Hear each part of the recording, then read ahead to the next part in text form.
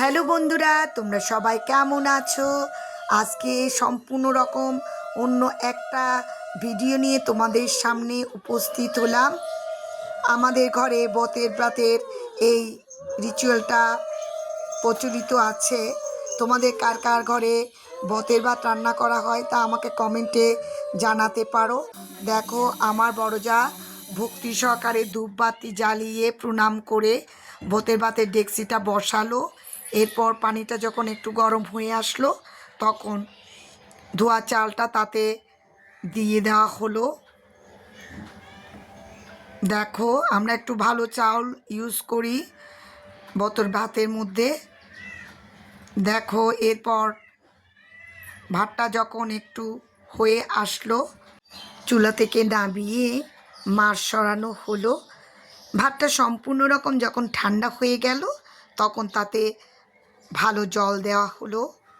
আর দেখো, বতের ভাতে কিছু নিয়ম আছে। একটা আটি বেঁধে নারকেল, কলা, গুড় দিয়ে, কলা পাতা দিয়ে এটা পাটের দড়ি দিয়ে বাঁধতে হয়। আমরা প্রণাম করে বতের ভাতের ডেকচিটা বাঁধা সম্পূর্ণ করলাম। তারপরের দিন দেখো, সকালবেলা সব কিছু উপকরণ আমরা তৈরি করেছি পূজার জন্য। এরপর ব্রাহ্মণ, শিব, নারায়ণ সবাইকে স্নান করিয়ে পরিশুদ্ধভাবে বসন দিয়ে তারপর পূজা পদ্ধতি শুরু করলো। আমরা সবাই নিজ নিজ ভক্তিতে ঠাকুরকে স্মরণ করছিলাম।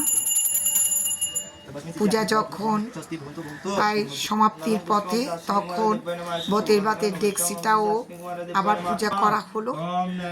তারপর দেখো, ব্রাহ্মণ মন্ত্র পড়ে ডেকচিতে ফুল দিচ্ছে। এরপর জল এবং কলা দিয়ে সেটা ঢেকে রাখা হয়।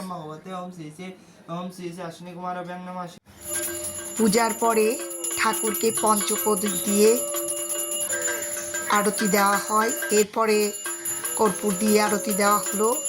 তারপর চামর, পাখা এবং লাল শালু দিয়ে ঠাকুরের আরতি দেওয়া হলো।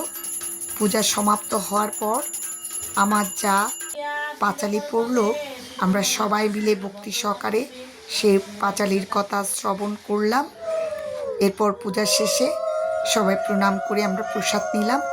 সবাইকে ব্রতের ভাতে নিমন্ত্রণ রইল। তোমরা যারা পারো এসো, আমার দুয়ার খোলা রইল তোমাদের জন্য।